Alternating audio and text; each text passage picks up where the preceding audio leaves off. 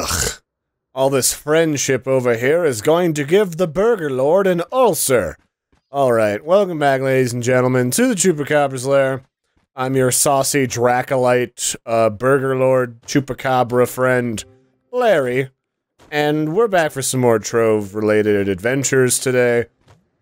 Still kind of going through the swing of things, the early starting quests that you can see in the upper right-hand corner of my screen. And last time when we went adventuring, we went through this adventure portal for like an elite adventure world for level 6 and 7. Now that I'm level like 9, we're finally able to do the master adventure world, which is for people's 8 and up. I actually kind of feel like I'm playing with a Lego playset again for ages 12 plus, because anything under that will choke and get murdered. So beyond that, we've got this adventure portal for level 10. Unfortunately, we're not allowed to go there without an adult, so we're gonna go in here. One of the handy things about this, at least, is that there are loading screens, but at least they're not super long. So, what do we got going on here? We've got some forest and another Tron world. We just went to a Tron world in the last episode. I'm not really feeling it, you know? Besides the fact that, I mean, I'm kind of bored of that area. A lot of these areas can get kind of samey kind of fast, so let's pop open the old map. And it looks like there's snow over there, and the blue part is ocean, and the blue part is probably meaning Pirate Land. So we haven't checked out Pirate Land yet. Previously, Pirate Land was either like already murdered or full of boring crap. So we're gonna dive in through the forest, where all the nymphs and the mushroom people live, slapping their weird asexual mushroom organs together. Yeah, this is like, what is this? It's like a fairy fountain, Pan's Labyrinth style. I can certainly dig that. So Larry has got a question for all you kids at home. What sort of stuff do you guys want me to check out for some of the other classes? Because there's a bunch of other classes in this game, and because I was gifted, like, a sort of like early adopter kit from a friend of mine, I have access to a certain amount of in-game currency, and periodically as you level, they give you free tokens for additional random classes that you can unlock. So if you hit N, and we go into the store, into classes, they got like Tomb Raider, which I accidentally bought in a previous episode. I have the Pirate Captain, but I can also check out like the Ice Sage, or the Neon Ninja, or really Candy Barbarian, but I guess I would check that out. There's all sorts of stuff, and I think I also have... I could have sworn I have a version of the Knight unlocked. It's an old Knight. It's one of the original things that you would start with in this game. So if you have like a preference for Larry, let him know in the comments below this video, and I will put that up on the old list. Otherwise, I'll probably just start with the Necromancer guy that is currently being advertised. So we're gonna go into this weird labyrinthian dungeon. And I've noticed that as you go up in level in here, you start to go into a lot of dungeons that are multi-phased. So they're kind of like segmented. In this case, you've got like a purple portal that takes you to the boss chamber. And this is the LSD mushroom. He is known for various hallucinogenic parties, and I'm sure he's gotten in trouble with the Colombian drug lords on a few occasions because he's been muscling in on their bracket in recent years. Funny enough, I haven't actually heard about the drug cartels in Mexico for a little while. It seemed like every other day for like months on end, you would hear about like, well, found more random beheaded like school kids this week. And you're just like, oh, really? Is that the best? Who are you gonna hire to replace your dead henchmen that get caught by the DEA if everyone gets murdered? I don't know, it's weird. But so that Mushroom Man probably in cahoots with them. And, oh. I don't remember if we went to a random Rose party here. But before we do that, I need to refill my potions, and oh, I have like an almost full inventory of orange stuff. So one of the things that is sort of different about this game is they kind of keep going with like the standard gear value, like a scale, but they hit orange for legendary, and then they move into red for ancient relics. So I've just reached ancient relic territory, and most of the legendary items I've been finding have not been a superb upgrade to my stuff, and there's some dude running around behind me using my stuff and touching my shit. But we're gonna put all this stuff in the loot majigger that murders it and grinds it into a magical pulp so that we can, well, A, not have a full inventory, and B, we can have the items, like, look and aesthetic without actually having to equip the crappier items. Like I'm doing with the McBurgertown Burger. Because I can, because it's amazing. And then I'll put all this other crap in the inventory here for usage later, except for this fishing rod. I need that for doing fishing. I think I'll hang on to that staff. I might have like a big old scary boss monster later that I need to smoosh with my fists. Oh, and there's that dungeon that we spawned in a couple episodes ago. Oh, you know what I didn't do? I think we left off before we did like a big crazy dragon dungeon. So let's just first off and foremost, let's go in and see if we can find Dragon Keep. I was in one earlier, and it nearly murdered me, because I had to get in here and get a couple levels under my belt, but it doesn't look like any one of them have spawned in this area. Oh yeah, that's that big keep up there. It's already been taken. So we're just gonna have to go find, like, a pirate cove keep thing after we're done invading this dragon spire. So, I still don't really know what kind of endgame is available here in Trove. I did join a guild, or as Trove calls them, clubs, so that I could move on to quests where you actually go do the stuff with the things.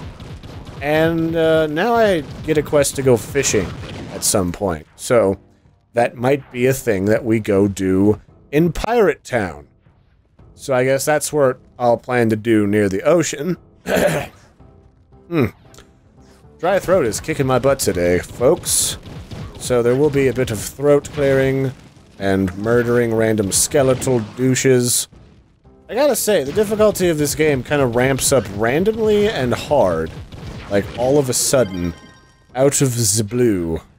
What do we got? A torching trident of a drop? Let's head... Oh, we're upstairs. Hello, mini dragon. How are you? I too am a dragon. And I forget the name of the gentleman who asked in the comments in a previous episode of Trove, but the dragon morph power is just my number 2. Every character comes with, like, 2 activatable abilities. My first one is I drop these bombs that activate after a short period. Then I can breathe fire on them to explode them.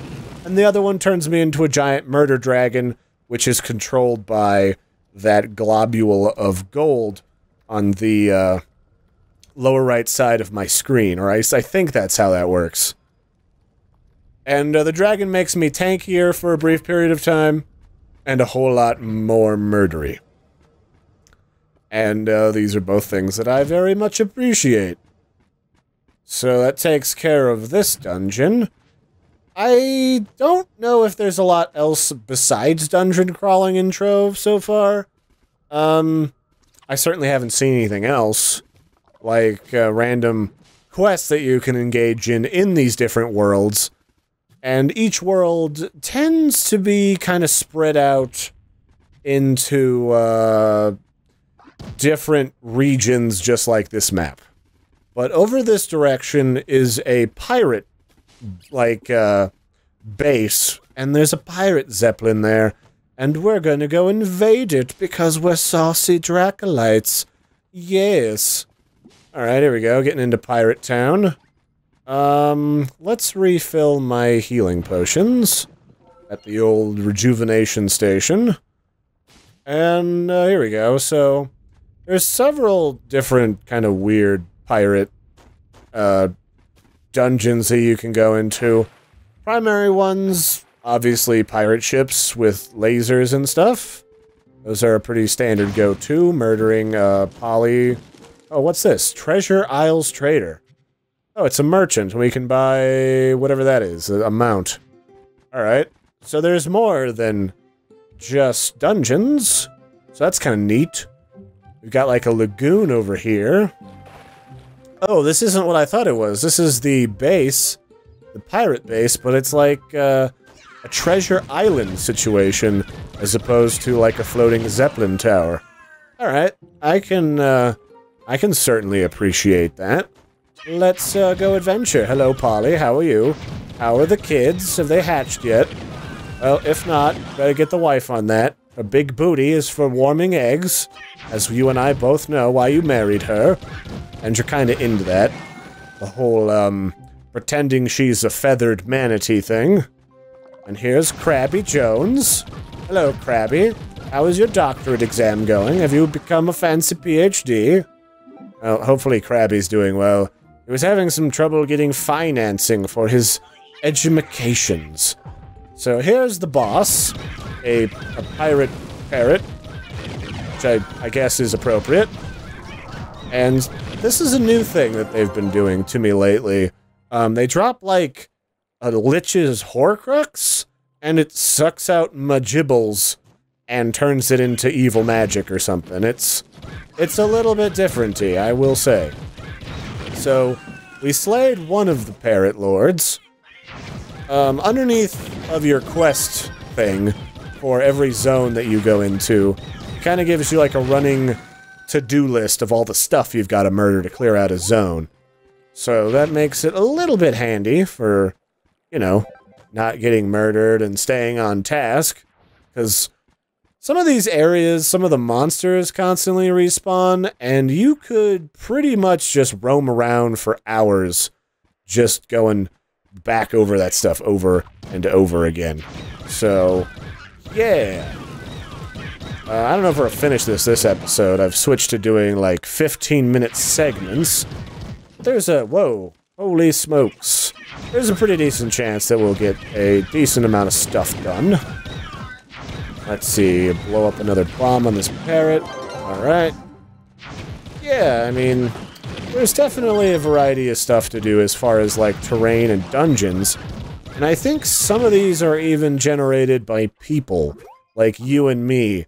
Because right before I decided to record these series, or this next leg in the series, Trove had this competition so that people could compete to create the next big bosses for the game.